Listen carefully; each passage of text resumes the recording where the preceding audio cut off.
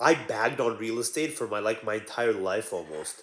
And wow, dude, in the big cities like San Francisco, New York, and LA, what's happened this year has shown that real estate is a pretty interesting asset class. I'm pretty stunned on real estate. I'm flabbergasted. It just is going up and up, and it's insane. I don't understand. My entire look, ever since I was a kid, I was all in on stocks, and now I finally see that okay, you need to have some real estate in your portfolio once you get to a certain stage in your investing. You can't just be all in on stocks. It's too it's too volatile, it's too accessible, and it's too exposed to extreme tail risks. Extreme tail risks. So, what are tail risks? Tail risks are things in the tail of a probabilistic distribution. So, if you study probability, most people don't. You have something in the middle. That means you have very high probability of it happening, those outcomes. And then you have things where on the y-axis is the probability, and on the tails, outcomes that are very, very far on the tails, very weird outcomes like extreme gains or extreme losses. They're on very far out, and they're very low, meaning they have very low probability. So they're considered tail risks, very low probability risks. And usually when people talk about tail risks, they're not talking about the positive variety.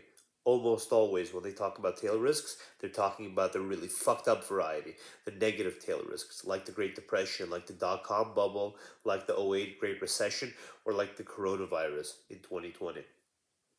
When we talk about those tail risks,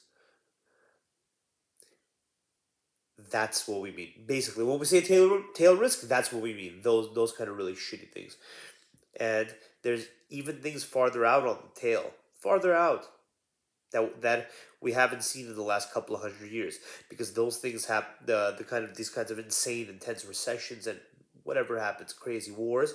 They're they're not that low in probability. There's things that happen once every 500 years, once every 1,000 years, once every 10,000 years. What about things that happen once every 100,000 years? There are such things, and there are things that we can do to ourselves that are terrible, that are very low in probability, but that are terrible, terrible tail risks that we can do to ourselves. So if you're only in stocks, if your only way of investing is looking at a screen and seeing digits portrayed to you on a screen where you have no access to the money, you don't know, it's just digits. Imagine a world where there's no internet. Imagine a really fucked up dark time in America and the world, which can happen. Rome collapsed.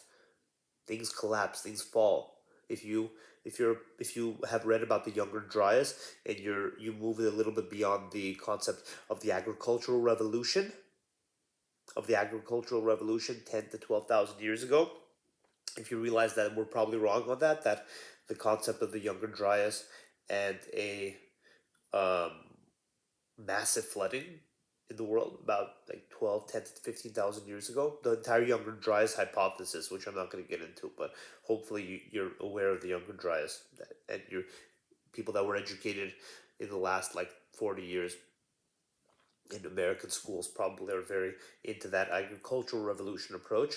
And the younger now, like, your grandkids are not going to be taught that. They're going to be completely taught about the Younger Dryas and the just a completely different the Younger Dryas. They're going to be taught the Younger Dryas versus the agricultural revolution. So the agricultural revolution is going to go away, and the Younger Dryas hypothesis is what's going to be taught. So I don't even, how did I get here? Let me think. What was I saying? Okay, tail risks. So these tail risks,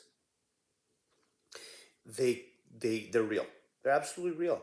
And to just say I'm going to invest only in a way where my only way of looking at my money and accessing my money is through electronics, you're exposed to some serious tail risks in that case. And if you're prudent, and if you want a little bit more robustness in your life, and I'm not saying most of your money should be outside of it. I'm just saying a little bit equivalent to the probability, relative to the, not equivalent exactly to the probability, but equivalent to the probability with consideration of the harm that would be caused to you. So how much do you want to avoid that if it happens? So maybe that means keeping 5% somewhere else. Maybe that means doing some other things with your money instead of just purely investing in stocks. Maybe that means buying some real estate locally and renting it out to somebody where, yeah, you have some real estate, you have somebody paying rent. Even if the world goes to shit and everything goes bad, if you can still defend that property and you have a good relationship with that tenant, things may work out better for you than if it was just money on a screen. If it was just money on a screen, that's done. That money's gone in a real tail risk scenario, in a deep tail risk scenario. So that's completely gone.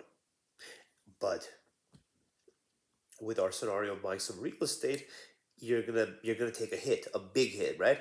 That guy, that family, that lady, whoever's renting, they're not gonna be able to pay as much. It's gonna be a completely different world in that kind of tail scenario. But you have a far better chance of at least walking away with something, right? If you can't defend that property at all, that tenant may take the property.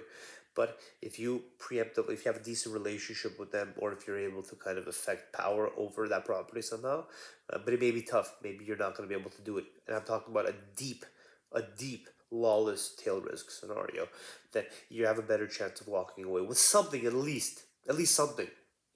Maybe you'll go and they'll give you like some kind of compensate. You could just sell the property to the tenant somehow, and they'll give you some food. But the more power you can exert over that property, the better off you'll do, right? That's the whole point. In a society like ours, you can exert complete power by appealing to the law, by appealing to a piece of paper like a title, right? It doesn't matter who's there. But I'm talking about a deep tail risk scenario. So in that scenario, it may be better to have some things offline, basically, something off the internet, where you can actually go to the property and try, like, you have your wealth near you instead of in the clouds, basically, where it would all be wiped away. But again, I don't want to sound like a conspiracy theorist, because there are a lot of those, and some of them are smart, but some of them are taking it a little too far, because you have to keep the probabilities in mind. So you have a very low probability of these things happening, so you shouldn't put too much effort into mitigation, but you should put some. And you shouldn't put the same amount as the probability. So if there's a 0.0001% chance of it happening in any given year, that doesn't mean you should have that same amount allocated offline. It just means that um, it should be a relatively small amount. So you obviously have to take into consideration not just the probability, but also the relative harm to you if that happens. The relative harm to you. So be wise.